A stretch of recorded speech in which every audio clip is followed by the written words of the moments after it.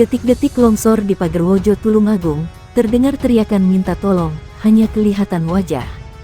Sayudi 37 ikut menolong 4 orang warga, dari 8 warga yang terjebak di reruntuhan rumah di Dusun Kebonsari, desa atau kecamatan Pagerwojo. Rumah milik Kaniman ambruk usai diterjang longsor dan menimpa 8 orang di dalamnya. Menurut Yudi, panggilan akrabnya, saat itu sekitar pukul 15.15 WIB terdengar suara seperti benda berat jatuh. Begitu ada suara gemuruh itu, saya tidak mengira ada rumah yang ambruk. Setengah menit kemudian baru terdengar teriakan orang minta tolong, terangnya. Yudi bergegas berlari ke arah rumah Kaniman yang tidak jauh dari rumahnya. Saat itu Yudi melihat seorang kakek berhasil keluar dari reruntuhan sambil menggendong anak sekitar 3 tahun.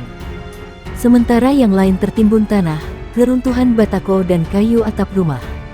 Yang kelihatan hanya wajahnya saja. Badan ke bawah terpendam tanah, sambung Yudi. Salah satu yang ditolong adalah Albi, anak laki-laki 7 tahun. Bocah nahas ini terpendam hingga sebatas dada, dengan muka berlumuran darah. Satu persatu korban berhasil dikeluarkan, kecuali Suminem 58 alias Mbah Minem. Yang anak kecil itu, ternyata hanya mengalami luka gores sepertinya tidak bahaya. Hanya memang kelihatan mukanya berdarah, ungkap Yudi. Minem terjepit kerangka dipan yang ada di bagian dapur rumah Kaniman.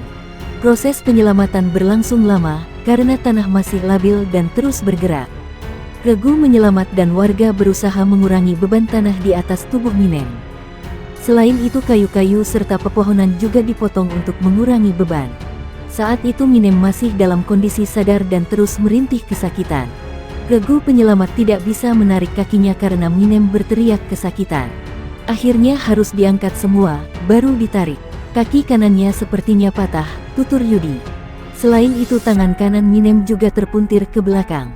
Korban dibawa ke RSUD Dr. Iskak Tulungagung untuk mendapatkan pertolongan medis. Minem rencananya akan menjalani operasi. Masih menurut Yudi, keluarga Kaniman sedang mempersiapkan yasinan, sehingga sejumlah tetangga datang membantu memasak. Yudi mengaku bersyukur longsor tidak terjadi pada saat pelaksanaan yasinan. Jam-jam yasinan kan sama persis saat terjadinya longsor ini. Kalau pas yasinan akan lebih banyak orang di rumah ini, pungkasnya. Sebelumnya tebing di belakang rumah Kaniman longsor usai hujan deras turun.